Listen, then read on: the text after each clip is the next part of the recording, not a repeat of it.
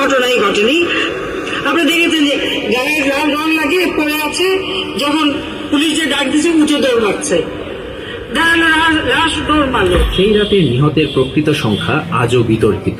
সরকার বলেছে মারা যায়নি কেউ, কিন্তু মানবাধিকার সংস্থাগুলো বলছে 58 থেকে 61 জন।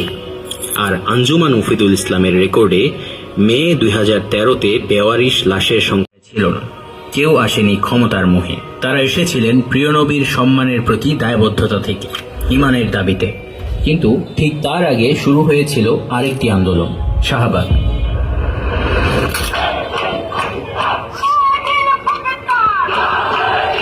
রাজনৈতিক স্বার্থ সাধনের উদ্দেশ্যে আওয়ামী লীগ সরকার 1971-এ যুদ্ধাপরাধের বিচারের কথা বলে। যুদ্ধাপরাধ বিচারের নামে একটি প্রহসনমূলক ট্রাইব্যুনাল গঠন করে। এর মাধ্যমে জামায়াতে ইসলামীর তৎকালীন সহকারী সেক্রেটারি জেনারেল আব্দুল কাদের মোল্লাকে যারা ছিল আমাদের দেশে, যে সমস্ত সাহাবেগীরা, তারা কিন্তু বিদেশে পলায়ন করেছে, তারা এই দেশে থাকতে পারে নাই, এবং তাদের যে নাস্তিকতার চর্চা ছিল আমাদের দেশে, এটা বন্ধ হয়ে গিয়েছে। এখন আলেম ওলেমারা বা দায়ীরা যারা দিনকে বুঝতে শিখেছে, স্কুল কলেজ ভার্সিটির 2013 সালের পরে থেকে বিশাল এক যুবক সমাজ তৈরি হয়েছে, যারা ইসলামকে ভালোবাসে, আল্লাহ রাসূলকে ভালোবাসে, আল্লাহকে ভালোবাসে। ইনশাআল্লাহ এই ধারাবাহিকতায় আমাদের এই বাংলাদেশে একদিন কালেমার পতাকা উঠবে ইনশাআল্লাহ। ইসলামের শাসন এই বাংলাদেশে কায়েম হবে। হ্যাঁ, হয়তো বা এখনই আমরা পারবো না, কিন্তু আমাদের যারা যে দল করি না কেন, সবাই আমরা মুসলমান। আমাদের অন্তরের মধ্যে আমরা এটাই লালন করি, আমরা আল্লাহর দিন, আল্লাহর এই জমিনে প্রতিষ্ঠা করব। এমন কোনো মুসলমান নেই যে এটা চায় না, ঠিক কিনা? আপনারা চান কিনা যে আল্লাহর দিন, আল্লাহর দুনিয়া প্রতিষ্ঠিত হোক?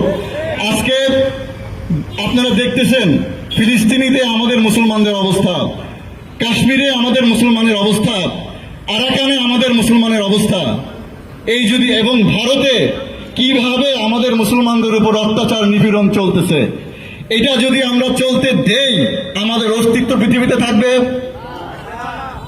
অবশ্যই আমাদেরকে রুখে দাঁড়াইতে হবে। যে আমরা তাদের বিরুদ্ধে কিভাবে রুখে দাঁড়াবো? আমাদের তো শক্তি নাই, আমাদের তো বড় বড় প্রযুক্তি নাই। আসলে বিষয়টা এরকম না, বড় বড় প্রযুক্তি আমাদের হাতিয়ার না, বড় বড় অস্ত্র আমাদের হাতিয়ার না। আমাদের হাতিয়ার হচ্ছে আমাদের ঈমান, আমাদের আকীদা, আল্লাহর প্রতি ভালোবাসা, আল্লাহ রাসূলের প্রতি ভালোবাসা। আমরা নিজের জীবনটাকে তো বিলাই দিতে পারি। যদি এই প্রস্তুতি আমাদের থাকে, আল্লাহ সাহায্য কি আমাদের আসবে না? বদরের যুদ্ধে মুসলমানদের কি শক্তি ছিল? উহুদের যুদ্ধে মুসলমানদের কি শক্তি ছিল?